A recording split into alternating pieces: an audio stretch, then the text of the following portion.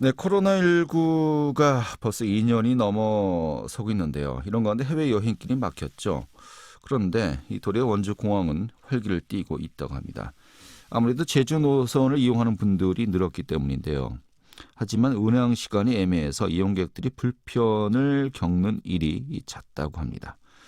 또 운항사가 현재 한 곳뿐이다 보니까 이런 불편이 발생하는 것이 아니냐라는 또 지적인데요. 최근에 원주시의회에서는요, 원주공항의 노선과 취항 항공선을 늘려야 한다라는 또 목소리가 나왔습니다. 오늘 그 내용 직접 들어보도록 하죠. 원주시의회 장영덕 의원 연결하겠습니다. 의원님. 네, 안녕하세요. 네, 반갑습니다. 네. 원주공항의 이용객 수가 급증했다고 하는데요. 좀 통계 자료가 있습니까? 네, 지금 자료를 조사를 해봤는데요. 예. 코로나19 사태가 장기화되면서 최근 이제 관광 추세가 아무래도 해외여행에서 국내 여행으로 집중되고 있습니다. 네. 더욱이 최근에는 이제 제주 노선에 하루 탑승률이 80%에 육박한다는 언론 보도도 접하고 있는데요. 네. 탑승객 수치, 그러니까 원주시 항공공사 자료만 보아도 2020년 2020년 기준으로 네. 3만 5,072명 대비해서 작년 한해 13만 926명으로 무려 9만 5천여 명이나 대폭 증가한 것을 볼 수 있습니다. 네. 작년 한 해 동안에 원주공항을 이용한 탑승객들이 13만 명이 넘었다는 거로군요. 네, 이 탑승률이 중요하지 않습니까? 몇 프로 정도인 거죠? 한 80% 이상입니다. 80%요. 네, 이 진에어가 현재 취항을 하고 있는데 그 전엔 대한항공이었고요. 네네.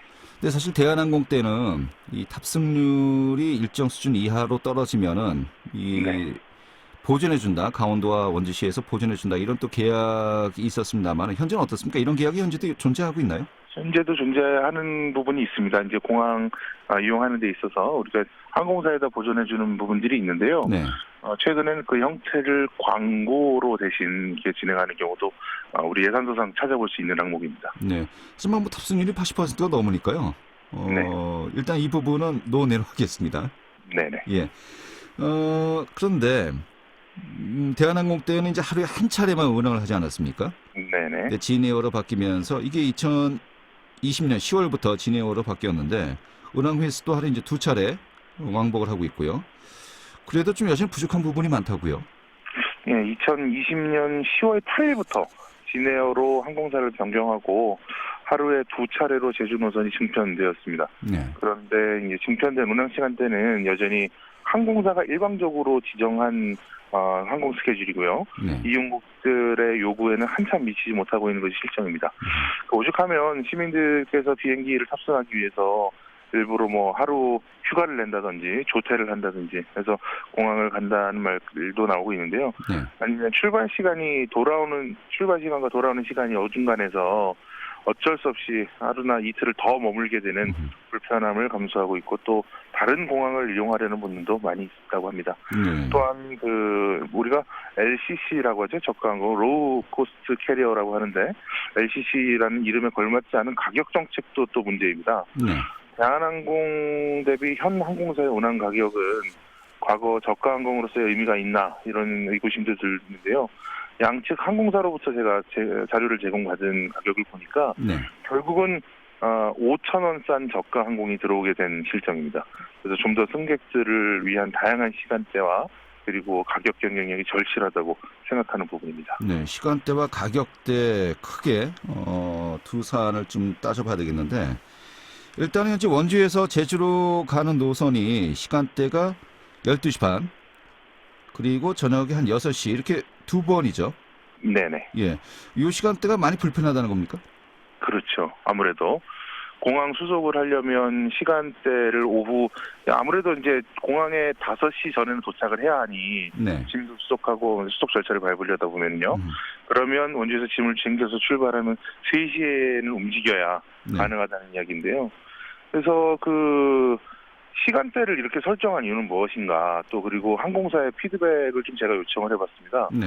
근데 항공사나 관련 기관의 회신은 아직까지도 불행히도 전달받지는 못하였습니다. 알겠습니다. 그래서 제가 이제 최근에 의회에서 5분 자유 발언을 통해서 이 문제점을 제기하고 관련된 제도를 개선할 것을 촉구하면서 아마도 항공사와 또 공사에서 주의 깊게 좀 보고 있는 것 같은데요. 네.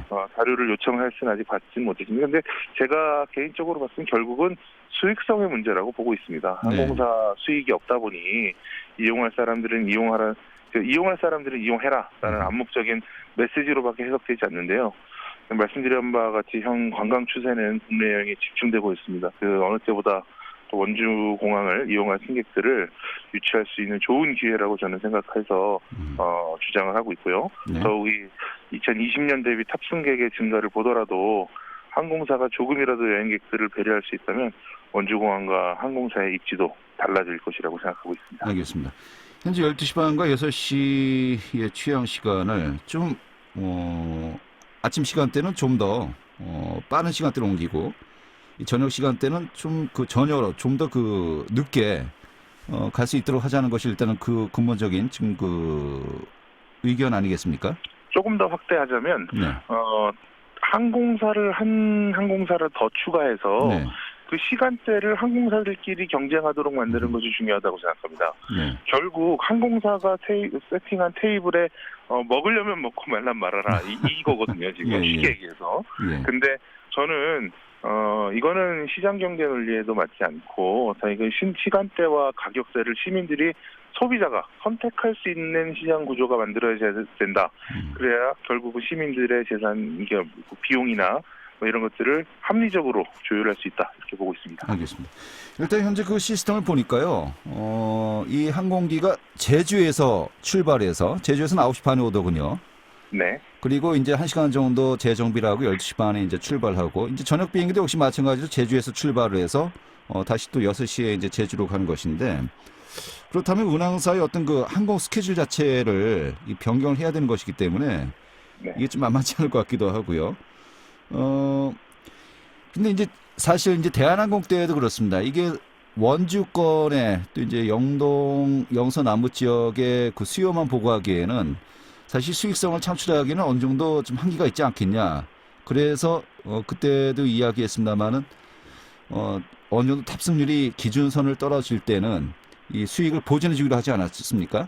네네. 그런데 만약에 다른 항공사까지 또 들어와서 경쟁이 되고 이것이 탑승률이 저조해지면은 그럼 그것도 마이너스 적자 나는 부분을 또 보존해줘야 되는 것이냐 이런 또 문제가 지적될 수 있을 것 같은데 어떻게 보십니까? 이미 많은 분들께서 지금 앞서 제가 말씀드린 것과 같이 재작년에 비해서 작년 탑승률이 굉장히 높아지지 않았습니다. 약 350% 증가한 건데요. 네. 많은 분들이 원주공항을 이용함으로써 원주와 제주 간의 거리의 경험을 하셨고요. 네. 원주에서 탑승하는 것이 시간적이나 비용이 좀 부담되긴 하지만 좀 경제적이라는 것들도 확인하신 많은 분들이 계십니다. 중요한 것은 앞서 말씀드린 부분과 중복되는 부분은 결국 국내 여행 수요는 앞으로 계속 증가할 것이라고 보고 있습니다. 네. 현재 탑승객의 증가를 가만히 지켜봐서는 안 된다는 것이죠. 그리고 강원도에서도 운항 노선을 확장하여서 남해안 신규 노선 개설을 위한 항공사 및 관계기관에 요구한 것으로 알고 있습니다. 네. 그만큼 강원도 내 관광객 유치 가능성이 있다는 것으로 해석되는데요. 따라서 운항 노선 수요를 더욱 증가시킬 요인을 찾고 개선해 나간다면 절대로 불가능하다고는 보지 않고 있습니다. 네, 공급이 또 수요를 창출할 수 있기 때문에 운항 노선이 다변화되면 그만큼 더욱더 많은 분들이 원주공항을 이용할 수 있을 것이다. 라고 네. 예상을 하고 있는 것이고요. 그런데 이런 또 부분이 있습니다. 지금 현재 이 원주공항이 실질적으로 활주로는 이 공공기지를 활용하고 있지 않습니까? 네, 맞습니다. 근데 이제 하루 2번 외에 3-4번 정도 이것을 충족하기에 그런 인프라가 좀 가능한 겁니까, 현재? 현재로서는 조금 타이트한 부분이 없지 않아 있는데 그거는 충분히 관계부처 기관과 협의해서 처리할 수 있는 것으로 보고 있습니다. 네, 사실 이 부분은 좀 더 발전시키자면요, 이제 원창무 전 시장이군요, 이제. 이 원주 국제공항으로 좀 더 확대 중편하자라는 또 이제 의견도 제시했었거든요. 이런 네. 부분과 좀 맞물려서 우리가 볼 수 있을까요? 차후 저도 이제 이게 여지를 남겨둔 것이 본회의장에서 발언도 했습니고 또 여러 기관의 여러 매체 인터뷰도 했습니다만 차기 시정의 숙제가 되지 않을까 하는 그 기대도 있고요. 네. 차기 이제 원주 시장을 출마하려고 하는 예비 후보자들께서 다각도로 또 고민하시고 또 솔루션을 낼 것으로 기대하고 있습니다. 네. 근데 사실 이런 부분은 이 항공사의 여러 가지 전략 전술이 또 필요한 부분 아니겠습니까? 이 네네. 지자체에서는 의견을 내고 또 이것을 함께 협의하는 것은 한계가 있을 것입니다만은 공항공사 아까 말씀하셨고요. 또 항공사 좀 아까 피드백은 현재 없는 상태로 하셨어요. 이게 좀 가능성 어느 정도로 보십니까? 저는 가능성이 매우 있다고 보고 있습니다. 왜냐하면 제가 이제 이 발언을 준비하면서 이 정책들을 이제 제안하는 과정 속에서 제 나름대로 이 항공사와 컨택을 좀 해봤는데요. 네. 어느 항공사라고 말씀드리긴 좀 그렇습니다만, 항공사 한 군데는 확실하게 의지 표명을 하였습니다. 예, 알겠습니다. 그리고 이제 강원도 이제 그 항공사도 있지 않습니까? 강원항공인가요? 현재 양양에서 운항되고 있는. 플라이 강원이죠? 플라이 강원이요. 예. 네네. 플라이 강원도 좀 가능성이 높지 않을까 싶기도 하고요. 좀 혹시 좀 알아보셨나요?